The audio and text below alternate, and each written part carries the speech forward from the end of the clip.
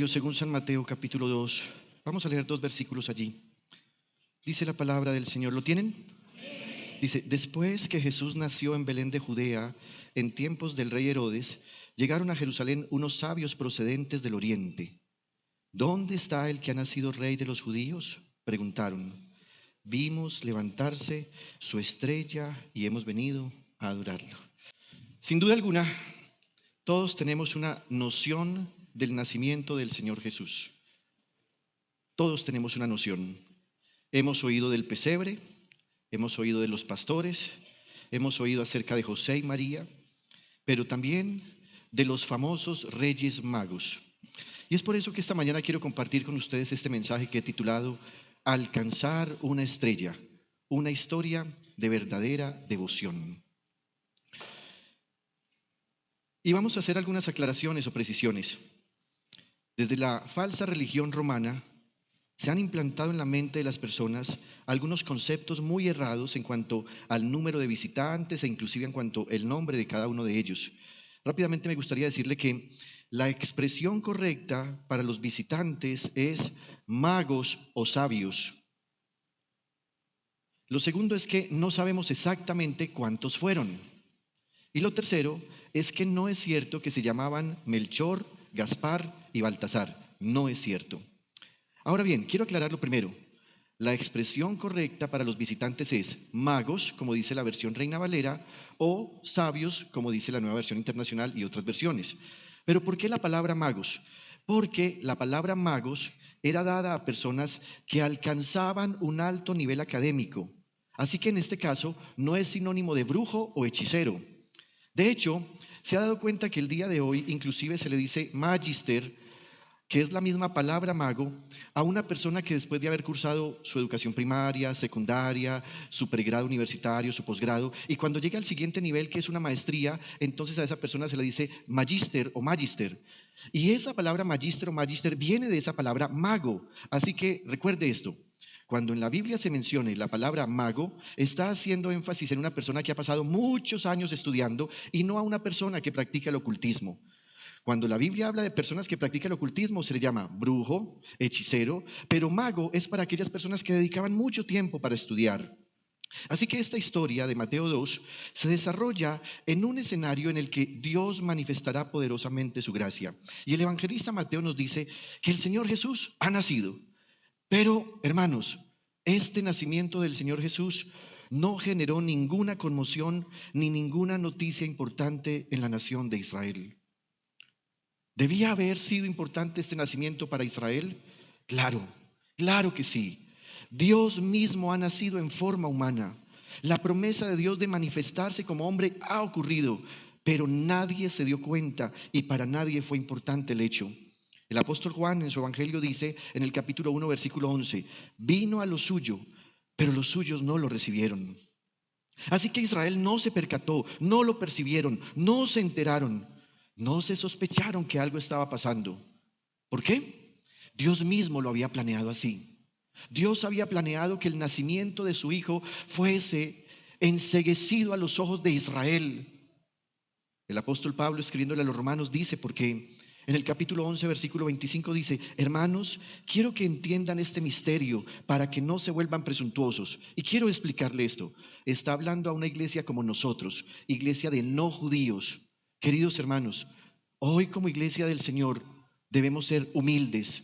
No debemos presumir por las promesas que Dios nos ha dado. Y Pablo lo dice, no sean presuntuosos. Y dice, parte de Israel se ha endurecido y así permanecerá hasta que haya entrado la totalidad de los gentiles. Así que está hablando de nosotros. ¿Sabe por qué el pueblo de Israel sigue endurecido hasta hoy? Porque hasta hoy en día se sigue predicando el evangelio en las demás naciones de la tierra, y cuando todo el evangelio haya capturado o tomado a las personas que Dios ha llamado, que no son de su pueblo Israel, ese día Dios abrirá el entendimiento de Israel, su pueblo. Pero volvamos al tema. Imagínese esto. En un país ha nacido un rey. ¿Cómo piensa usted que deberían recibirlo? ¿Cómo prepararían todo? Nosotros como colombianos no tenemos una noción muy clara de lo que son los reyes, pero usted se ha dado cuenta en Europa, por ejemplo, como en Inglaterra o en Gran Bretaña esperan a quien será el siguiente rey. Las noticias lo informan, ponen pasacalles, hacen actos civiles para recibir a ese rey. Sin embargo, cuando el Rey de los cielos nació, nada estaba preparado. Y permítame le digo algo muy personal. Mi niña Victoria es una princesa en mi casa y además como hija de Dios es una princesa. Pero en términos humanos, ella es simplemente una ciudadana de este país. Ella no hace parte de una familia ni de nobleza ni de personas importantes en este país.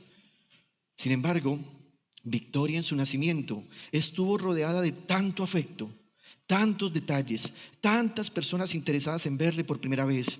Su habitación, sus pañales, su cuna, su camita, sus cobijas, sus cremitas y cada regalito que inclusive ustedes como iglesia le dieron, demostró el amor que ustedes tienen por ella. Pero no pasó así con Jesús el Señor. El Rey de Reyes ha nacido y su propio pueblo ni cuenta se dio. No hubo baby shower, no hubo familiares afuera del hospital esperando, no hubo medios de comunicación ni periodistas esperando el momento para contar la noticia, no hubo médico, ni partera, ni enfermeras, no hubo cama de hospital, no había una bañera con agüita caliente. En realidad, no había mucho.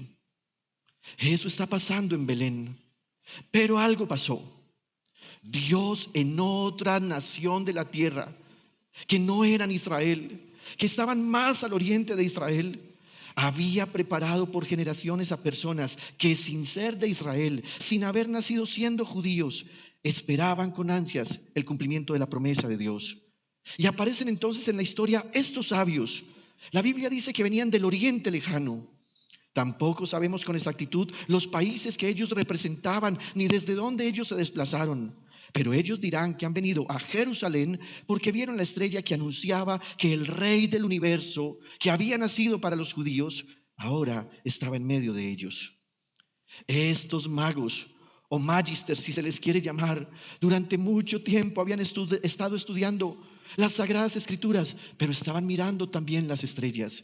Y un día vieron que algo en el cielo pasó diferente. Una estrella nunca antes vista apareció. Y ellos dijeron, esta estrella significa que ha nacido el Rey de los judíos. Así que emprendieron el viaje desde su territorio. ¿Y a dónde llegaron? A Jerusalén, el lugar que desde siglos ha sido la ciudad de Dios y la capital de su reino. Pero al llegar a Jerusalén, se encontraron con una ciudad que ha estado teniendo un gran desarrollo urbanístico, muchos edificios muy bonitos. También se encontraron con una ciudad que tiene un gran desarrollo económico. Hay un templo y hay un palacio real muy pomposos.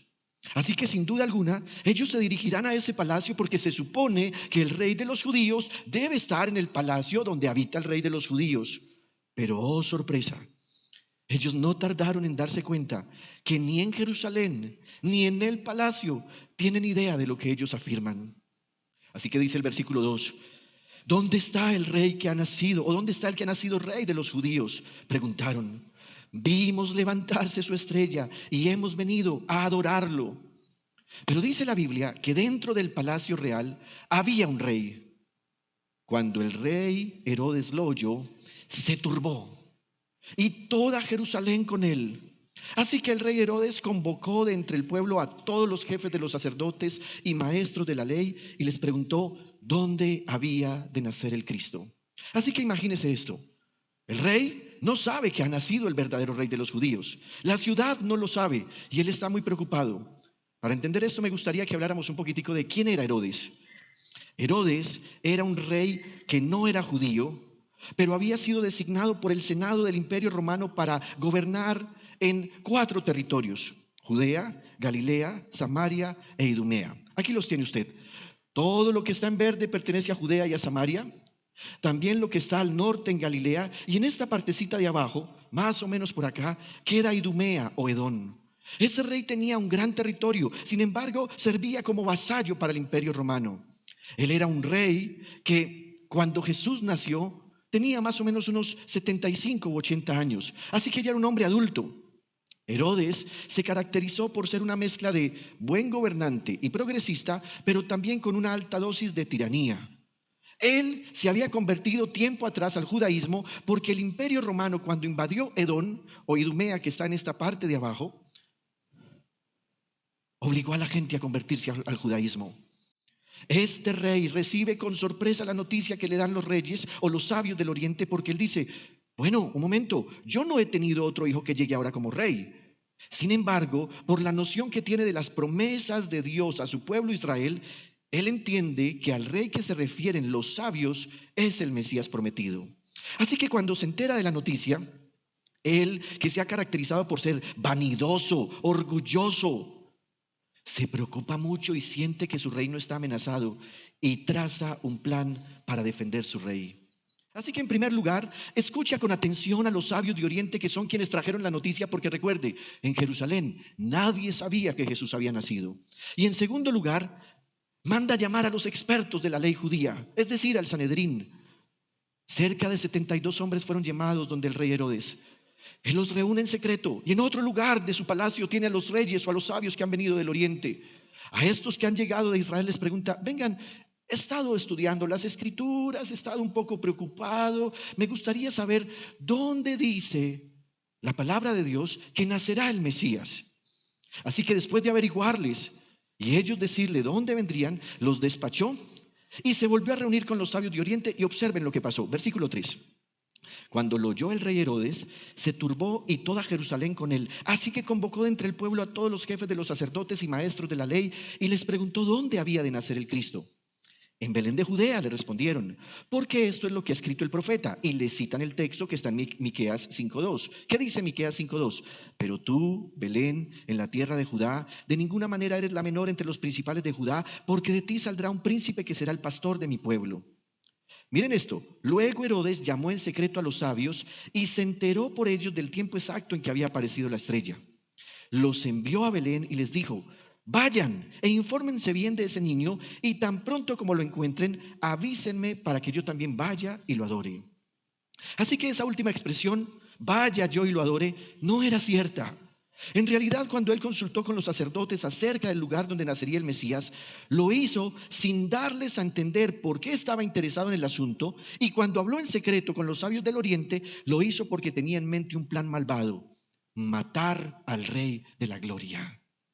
En Mateo capítulo 2, versículo 16, dice la Biblia que después que los sabios de Oriente recibieron una revelación de Dios y ellos decidieron hacer caso a esa revelación de Dios, se fueron por otro camino y no volvieron donde Herodes. Mire lo que pasó. Cuando Herodes se dio cuenta de que los sabios se habían burlado de él, se enfureció y mandó matar a todos los niños menores de 2 años en Belén y en sus alrededores, de acuerdo con el tiempo que había averiguado de los sabios. Entonces se cumplió lo dicho por el profeta Jeremías. Se oye un grito en Ramá, llanto y gran lamentación. Es Raquel que llora por sus hijos y rechaza el consuelo porque ya no viven. ¿Dónde estaba esa promesa? En Jeremías 31:15. Todo eso tenía que ocurrir así, y por eso Dios había sido tan específico en cada señal que anunciaba por medio de los profetas. Dios había anunciado que un día las mamás de esos bebés y todo Belén llorarían por esos pequeños. Ahora bien, por un lado está este rey celoso, orgulloso, vanidoso, engreído, malvado y asesino. Pero por el otro lado están estos visitantes, sabios, no judíos, que han llegado con otro fin. Así que me gustaría resaltar algunas virtudes de estos sabios del Oriente. La primera es que ellos deseaban la gracia de Dios. Versículo 1 del capítulo 2. Después que Jesús nació en Belén de Judea en tiempos del rey Herodes, llegaron a Jerusalén unos sabios procedentes del Oriente. Ser procedentes del Oriente significaba pertenecer a una cultura con creencias muy arraigadas, con religiones muy permeadas por Satanás y sus demonios, con concepciones de la vida muy humanistas, con desarrollo literario y tradiciones orales muy fuertes. Sin embargo, estos sabios de Oriente eran diferentes. Eran el producto de familias que, sin ser del pueblo de Dios, habían escuchado hablar del Dios de Israel y se consagraron a esperar en Dios y en sus promesas. ¿Cómo lograron ellos saber acerca del Dios de Israel? Usted recuerda que antes de esta escena, más o menos unos 550 años antes, la Biblia dice que toda la crema innata de Jerusalén o de Judá fue llevada cautiva a Babilonia. Y la Biblia nos menciona a varios hombres importantes. Uno de ellos es Daniel. Se cree que cuando el profeta Daniel estuvo cautivo en Babilonia, ya dije, unos 550 años antes de que Jesús naciera, Él les enseñó a otros cautivos de otros países que estaban en la misma condición de él, aquellas profecías que anunciaban la llegada del Mesías. Esos primeros discípulos de Daniel crearon una especie de escuela profética secreta o clandestina que durante las siguientes generaciones adoraron al Dios de Israel y esperaban el cumplimiento de su promesa. Así que estos hombres venían de sociedades y culturas donde imperaba la muerte. Conocían al sistema del monarca como juez de todos. Ellos no podían hablar públicamente de lo que estaban creyendo. Ellos no sabían lo que era que un rey perdonara a alguien. Todo rey que sentía que alguien atentaba contra él, lo mataban. En esa época, cuando alguien pecaba, iba directamente a la muerte porque el rey lo juzgaba. Sin embargo, ellos esperaban a otro rey. Un rey que no mataba, sino un rey que daba vida por su gracia. Ellos anhelaban el día que la gracia reinara, deseaban la libertad personal, deseaban que la verdad fuera expuesta sin miedo a la muerte, deseaban el día que todos estamos anhelando, el día en que la muerte será vencida, el infierno será vencido, Satanás será vencido y el Rey de Gloria estará por encima de todo lo que existe.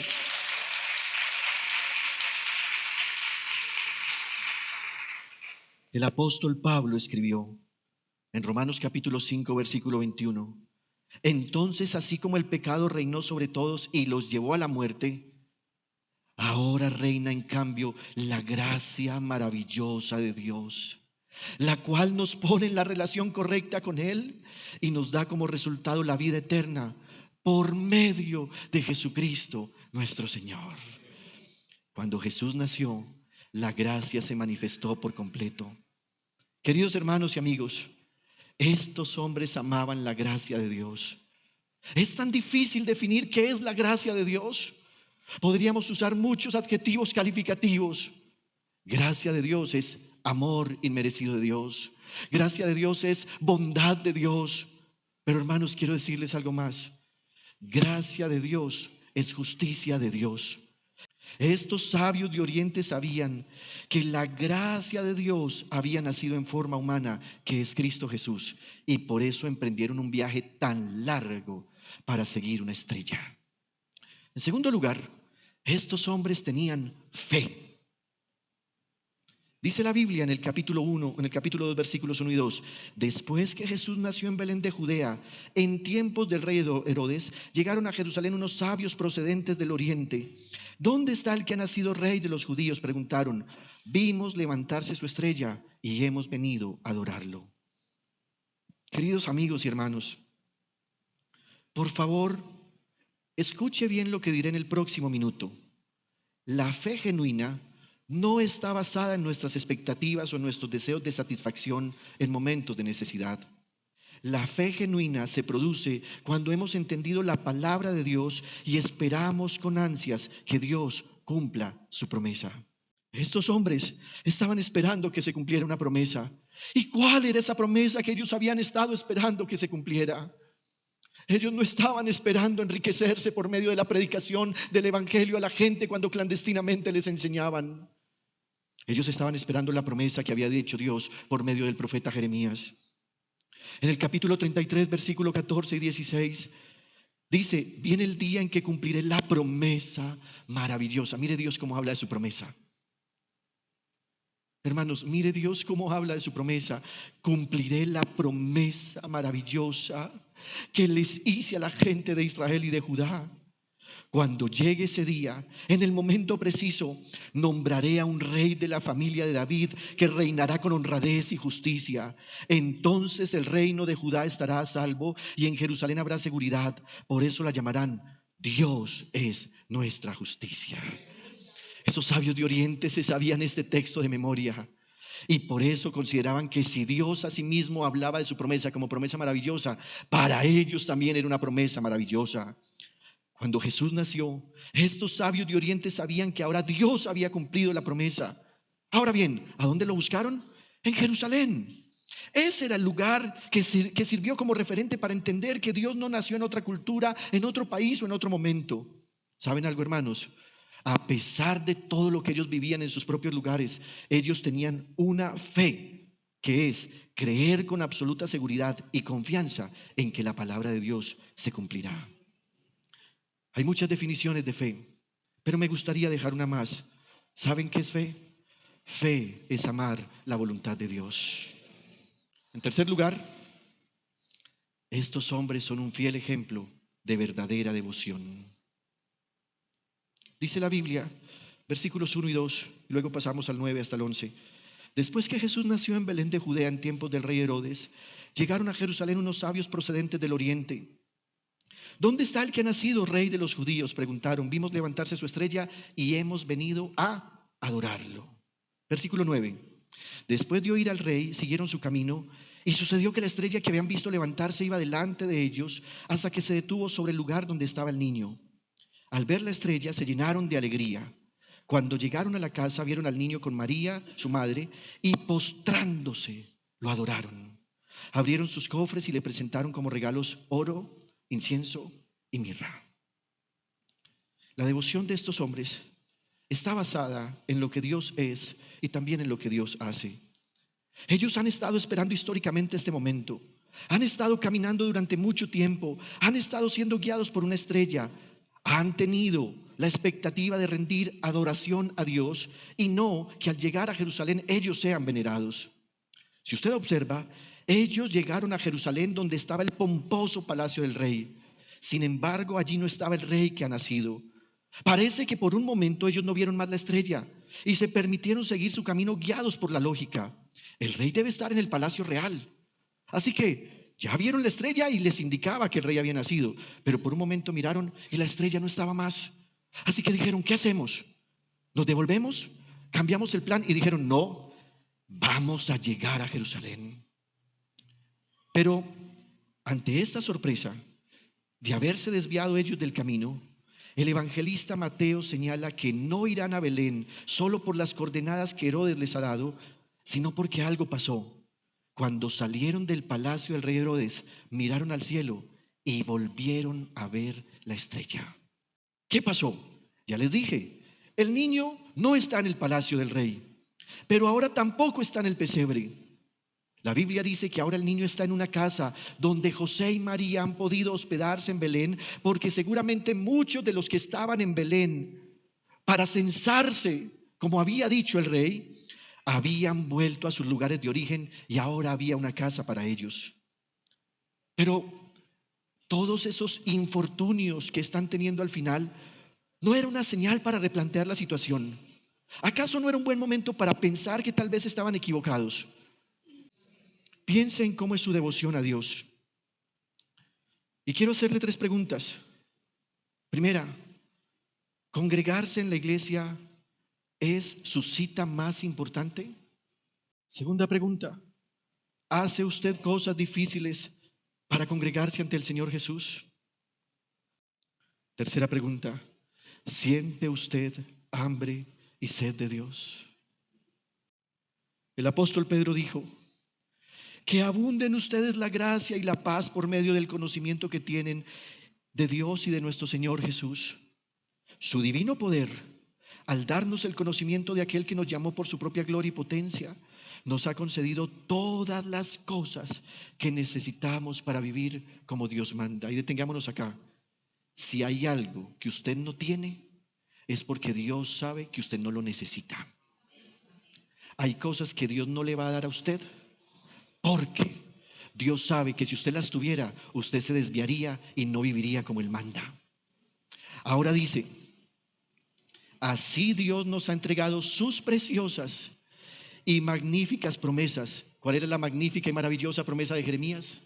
Jesucristo el Señor. Para que ustedes, luego de escapar de la corrupción que hay en el mundo debido a los malos deseos, lleguen a tener parte en la naturaleza divina. Precisamente por eso, esfuércense por añadir a su fe virtud. ¿Sabe qué es virtud? Disposición del alma para hacer el bien. A su virtud, entendimiento, es decir, comprensión de lo espiritual. Al entendimiento, dominio propio. Seguirás siendo tentado, pero si tienes dominio propio lograrás vencer la tentación. Al dominio propio, constancia. Así que no te dejarás llevar por la tentación. Y miren esto, a la constancia, devoción a Dios. Alegría, gozo es devoción a Dios. A la devoción a Dios, afecto fraternal, y por eso nos amamos como hermanos. Y al afecto fraternal, amor, por eso amamos a Dios y a los que no conocen el mensaje del Evangelio. Porque estas cualidades, si abundan en ustedes, les harán crecer en el conocimiento de nuestro Señor Jesucristo y evitarán que sean inútiles e improductivos. La devoción a Dios produce intimidad con Dios, valor y fortaleza, poder, alegría. Recuerde el versículo 10 de Mateo 2. Ellos se alegraron cuando vieron la estrella. También produce renovación de la mente. Empiezo a pensar diferente. Y para no descartar esto, vienen bendiciones materiales, fe genuina, amor por los demás, pero también regeneración. ¿Saben qué es regeneración? Cuando me encuentro con Jesús el Señor, nunca más seré la misma persona. Nunca más caminaré por la senda del pecado. Mire lo que pasó en el versículo 12. Entonces, advertidos en sueños, quienes, los sabios del oriente, de que no volvieran a Herodes, regresaron a su tierra por otro camino. Cuando alguien se encuentra con el Señor Jesús, ya no es la misma persona. Seguramente seguirá viviendo en la misma casa, seguramente seguirá en el mismo trabajo, seguramente estudiará en el mismo lugar, pero su camino ahora es otro. En ocasiones la gente está muy afanada por querer cambiar su situación física o material. Sin embargo, estos hombres nos dejan como lección que, aunque volvieron a sus lugares de origen, su camino fue otro a partir de encontrarse con el Señor Jesús. Pablo escribió en 2 Corintios 5:17, por lo tanto, si alguno está en Cristo, es una nueva creación. Lo viejo ha pasado, ha llegado ya lo nuevo. Entrégate completamente al Señor, encuéntrate con Él y permite que Dios mismo te abra el camino para que tú vivas para honrar al Señor Jesús. Dios, por medio del profeta Isaías, dijo: olviden las cosas de antaño, ya no vivan en el pasado. Voy a hacer algo nuevo, ya está sucediendo, ¿no se dan cuenta? Estoy abriendo un camino en el desierto y ríos en lugares desolados. Buenas noches, hemos escuchado un maravilloso mensaje que nos ha traído nuestro pastor Junior y nos ha hablado básicamente de 3 temas: la gracia de Dios, la fe en Él y la devoción que debemos tener en Él. Estos mensajes son propiamente para que volvamos a Dios. Es posible que tengamos mucho conocimiento de la palabra de Dios, pero es necesario arrepentirnos y echar mano de estos mensajes, de esta palabra que ahora nosotros tenemos el privilegio de escuchar. Que no sea una predicación más, simplemente que sea un tiempo en el que de verdad vivamos para Cristo Jesús, en arrepentimiento, el cual trae perdón, trae reconciliación y, por supuesto, una íntima devoción con Dios. Yo te invito para que en esta noche vuelvas tu rostro a Dios y para que me acompañes en esta oración. Gracias te doy, Señor Dios Todopoderoso, por esta palabra, este mensaje que me has permitido escuchar, y abro mi corazón para que la misma palabra cause efecto en mi vida, un efecto transformador que me permita a partir de hoy tomar decisiones en cuanto a mi comunión contigo. Padre, entrego mi vida a ti en el nombre de Jesús, por el poder del Espíritu Santo. Amén, amén, amén. Muchas gracias. El Señor Jesús te bendiga. Te esperamos la próxima semana en Íntima Devoción TV. Hasta pronto. En Íntima Devoción TV es un programa producido por Íntima Devoción Iglesia Cristiana. Estamos ubicados en la ciudad de Medellín, también en el municipio de Turbo. Estamos en el oriente antioqueño, en Montebello, suroeste antioqueño, y también estamos en Cereté y también en Maicao. Es para nosotros un gusto que te acerques para saber más de nosotros, así que nos puedes encontrar en nuestras redes sociales: Facebook, Instagram, TikTok y YouTube como Íntima Devoción. Además, puedes tener la oportunidad de sentirte acompañado por nosotros con nuestra emisora Íntima Devoción Radio. Para acceder a ella, lo único que tienes que hacer es desde tu teléfono celular ir a tu tienda de preferencia, ya sea Google Play o iOS para iPhone, y descargar Íntima Devoción Radio. Allí vas a tener nuestra emisora las 24 horas del día. Síguenos, por favor, y descarga nuestra aplicación. Te esperamos la próxima semana en nuestro programa. Y además queremos invitarte para que cuando lo veas, tengas tu Biblia a la mano y un cuaderno de apuntes. Seguro todo esto te va a ayudar a ser sabio para la salvación. Soy el pastor Nicolás Junior y te saludo y me despido en el precioso nombre de Jesús el Señor. Dios te bendiga.